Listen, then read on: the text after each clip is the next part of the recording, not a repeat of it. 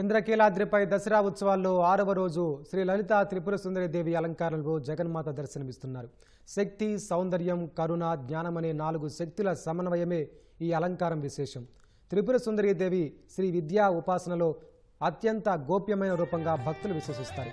ఈ అలంకారంలో పట్టు వస్త్రాలు, రత్నాభరణాలు ధరించి అమ్మవారి శోభాయమానంగా భక్తులకు దర్శనమిస్తున్నారు.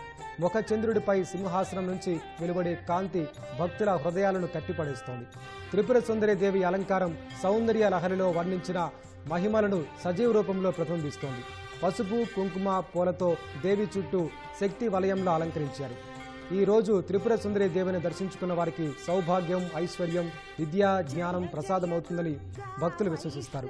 వివాహం ఆలస్యమవుతున్న యువతులు ఈ రోజున తల్లి వద్ద ప్రార్థనలు చేస్తే త్వరగా కళ్యాణ గడియలొస్తాయని పురాణ కథనాలు చెబుతాయి. విద్యాభివృద్ధి కోరే విద్యార్థులు కూడా ప్రత్యేక పూజలు చేసి తల్లి ఆశీర్వాదం పొందుతారు.